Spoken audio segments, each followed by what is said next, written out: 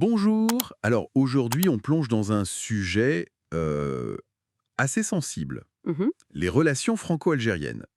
Il y a de nouvelles tensions. Oui, bonjour. Et le point de départ, d'après ce qu'on lit, ce serait une mesure française un peu particulière, non? Exactement. Ça concerne les valises diplomatiques algériennes. Paris demanderait une escorte policière et puis une autorisation 48 heures avant. C'est ça qui aurait mis le feu aux poudres en quelque sorte. Tout à fait. Une proposition du Quai d'Orsay qui a déclenché une réaction très vive côté algérien. Ils rejettent ça comment? Ah, mais catégoriquement. Pour Alger, c'est vu comme discriminatoire et surtout comme une entrave, une violation même de la Convention de Vienne. La Convention de Vienne, oui, le texte qui régit tout ça, les relations diplomatiques, la fameuse valise diplomatique qui doit circuler librement, donc parler d'entorse, c'est pas anodin. Non, pas du tout. C'est un signal très fort. L'Algérie estime que ça gêne le travail de ses diplomates et que, surtout, ça les vise spécifiquement eux. Et la réaction concrète, c'est quoi elle? Ben, ils exigent que les choses reviennent comme avant, que leurs agents aient à nouveau les accès permanents dans les aéroports français. Et ils agitent la menace de faire pareil de leur côté si Paris ne bouge pas. La réciprocité, quoi. D'accord.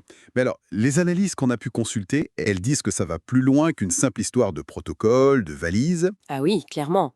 C'est ça qui est intéressant. L'incident est tout de suite replacé dans un contexte beaucoup plus large. C'est-à-dire? Ben, on le lie directement aux tensions politiques qui s'accumulent depuis quelques années déjà. Ce n'est pas juste un problème technique, quoi. C'est perçu comme un épisode de plus dans un bras de fer. Un bras de fer sur quoi exactement? Sur des fondamentaux.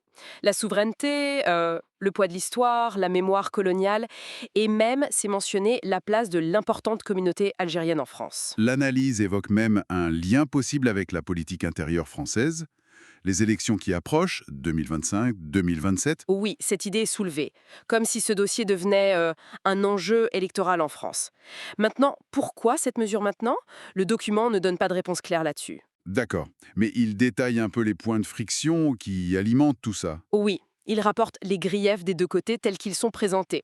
Côté français, on mentionne par exemple le reproche fait à Alger de ne pas toujours délivrer les laissez-passer consulaires. Pour rapatrier des ressortissants algériens en situation irrégulière. C'est ça. Et puis, il y a aussi l'affaire de l'écrivain Boualem Sansal, qui est cité, naturalisé français, mais qui aurait eu des problèmes avec la justice algérienne. C'est présenté comme une illustration de ces crispations. Hmm. Et la réponse algérienne, telle que rapportée? Alors, la position algérienne décrite, elle repousse sur deux axes. D'abord, pour les binationaux sur son sol, c'est la loi algérienne qui s'applique selon la nationalité d'origine. D'accord. Et ensuite, pour les rapatriements, ils insistent sur le respect strict des procédures. Pas question de procédure accélérée qui ne respecterait pas leurs propres règles. Encore une fois, ce sont les positions telles que décrites dans l'analyse. On sent bien le dialogue de sourds, ou en tout cas les positions très, très affirmées. Et ça nous amène à un autre point incontournable, celui-là, la mémoire. Ah oui, la question mémorielle. C'est présenté comme un blocage majeur, récurrent. Les textes rappellent la demande constante d'Alger. Laquelle? Une reconnaissance, disons, complète des crimes de la colonisation. Les 132 ans, les millions de morts, ce sont des chiffres souvent mis en avant par l'Algérie, d'après ce qui est rapporté. Écoutez français, comment c'est perçu, d'après ces sources? L'analyse rapporte que certains responsables français verraient ça comme, comment dire, une instrumentalisation politique de l'histoire. Une instrumentalisation? Oui, avec l'idée qu'il faudrait plutôt se tourner vers l'avenir pour construire une relation plus apaisée. Là aussi, c'est la vision telle qu'elle est décrite. Donc, pour résumer, cette affaire de valise diplomatique, c'est un peu l'arbre qui cache la forêt, hein. C'est tout à fait ça, c'est la conclusion qui ressort. Cette crise est vue comme un symptôme de tensions bien plus profondes, historiques, politiques. Un bras de fer, le mot revient souvent.